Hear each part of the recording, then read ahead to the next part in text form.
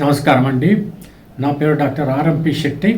జ్యోతిష్ శాస్త్ర విధానంలో గత కొన్ని సంవత్సరాలుగా అనేక విషయాలు మీకు తెలుపుతూ వస్తున్నాను. మీరు చూస్తున్నారు, అనుసరిస్తున్నారు, లాభపడ్డారు కూడా. చాలా సంతోషంగా ఉంది.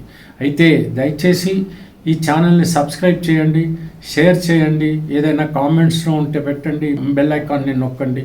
అప్పుడు మరింత ప్రోత్సాహం కలిగి మీకు మున్ముందు అనేక విషయాలు తెలిపేటువంటి అవకాశం వీడియోల ద్వారా తెలుస్తుంది. కాబట్టి దయచేసి సబ్స్క్రైబ్ చేయండి, మమ్మల్ని ప్రోత్సహించండి.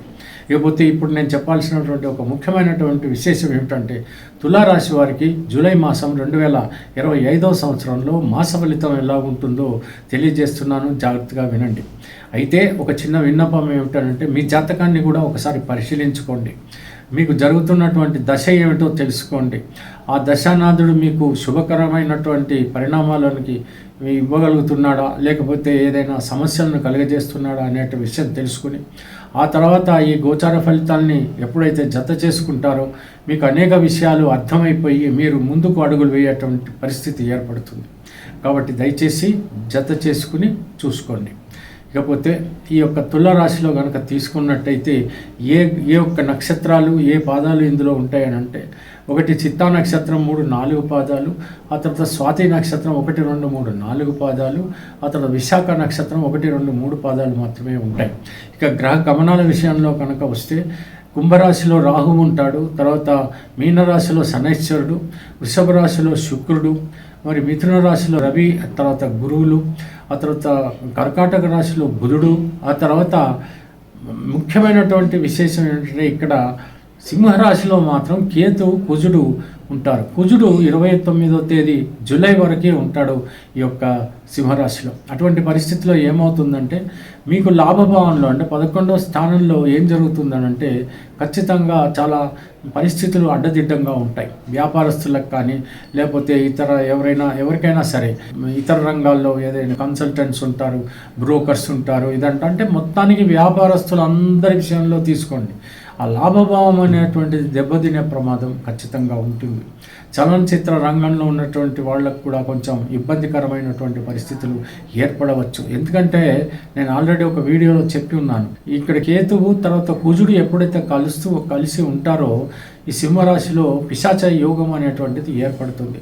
మీ రాశి ప్రకారంగా తీసుకున్నట్టయితే లాభభావంలో ఉన్నాడు కాబట్టి ఖచ్చితంగా ఈ వడ్డీ వ్యాపారులు కానీ, లేకపోతే ఈ మద్యం వ్యాపారులు కానీ చాలా జాగ్రత్తగా ఉండాల్సినటువంటి పరిస్థితి.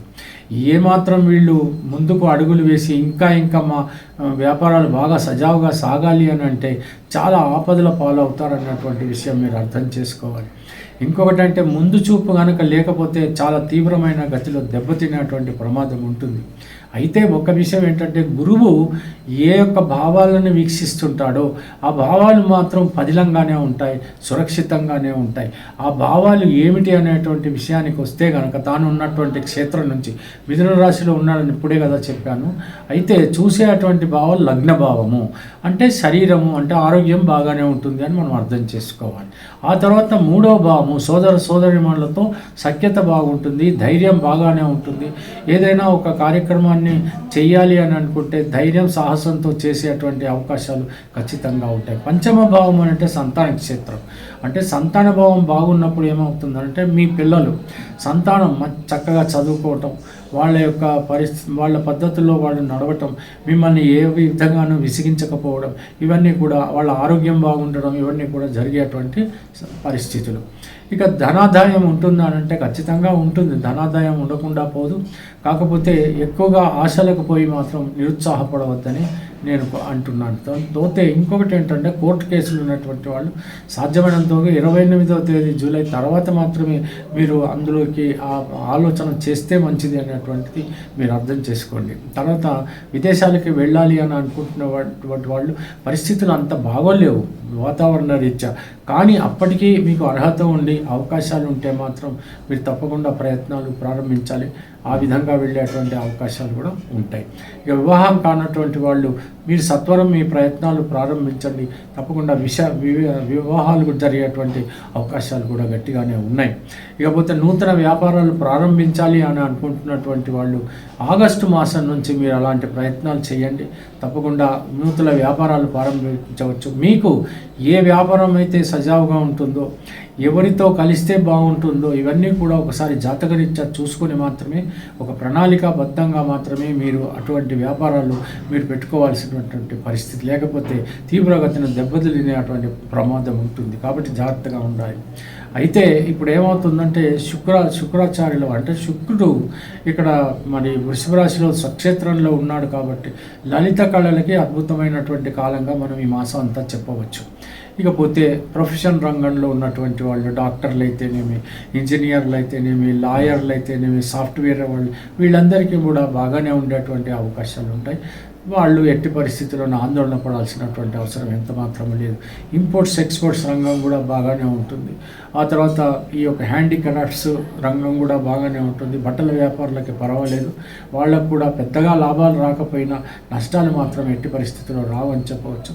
ఇక బంగారము, స్పెక్యులేషన్స్, ఈ యొక్క షేర్ మార్కెట్ ఇదంతా కూడా ఎట్టి పరిస్థితుల్లో మీకు అర్థమవుతుంది, చాలా ఫ్లక్చువేటెడ్గా ఉంది. కొంచెం జాగ్రత్తగా ఉండాలి. గ్యాంబ్లింగ్ మాత్రం ఎట్టి పరిస్థితుల్లోనూ పనికిరాదు. స్పెక్యులేషన్ అస్సలు మీకు పనికిరాదనేటువంటి విషయం మీరు అర్థం చేసుకుంటే సరిపోతుంది. ఆరోగ్యం జాగ్రత్తగా ఉండండి.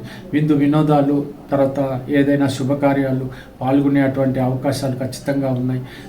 ప్రయాణాలు చేస్తున్నప్పుడు మాత్రం గాయపడేటువంటి అవకాశాలు ఉన్నాయి. కాబట్టి ఆ ప్రయాణాలలో తగు జాగ్రత్తగా తీసుకోవాల్సినటువంటి అవసరం ఎంతైనా ఉందని మాత్రం మీరు తెలుసుకోవాలి. లేకపోతే మాత్రం ఏదైనా ఇబ్బందులకు గురయ్యేటువంటి పరిస్థితి రావచ్చు. సాధ్యమైనంత వరకు ప్రయాణాలు కూడా పోస్ట్ పోన్ చేసుకోవటం మంచిదని నా యొక్క సలహా. తర్వాత అవసరమైతే చేసుకోండి, పర్వాలేదు. కానీ అనేక విధాలుగా జాగ్రత్త పడుతూ మీరు ప్రయాణాలు చేయవలసి వస్తుంది. ఏదైనా పర్వాలేదు, ఉద్యోగ రీత్యానో, లేకపోతే వ్యాపార రీత్యానో, లేకపోతే విలాసానికో, లేకపోతే తీర్థయాత్రలకో ఏ రకమైన ప్రయాణాలే చేయవలసి వస్తుంది. కాబట్టి జాగ్రత్తగా ఉండండి. ఉద్యోగ రీత్యా ఒకవేళ ఏదైనా ప్రయత్నాలు చేస్తుంటే అవి కూడా లభించేటువంటి అవకాశాలు ఉన్నాయి. అర్హతను బట్టి, అవకాశాలను బట్టి మీరు గట్టిగా ప్రయత్నం చేయాలి. తప్పకుండా ఉద్యోగాలు లభించేటువంటి అవకాశాలు ఉన్నాయి. ఏదైనా రుణాలు ఇచ్చి ఉంటే మీకు రావటం లేదు, మొండి బాకీలు ఉంటే నరసింహ అష్టోత్తరం చదవండి. ప్రతిరోజు కూడా తూచా తప్పకుండా హనుమాన్ చాలీసా చదవండి.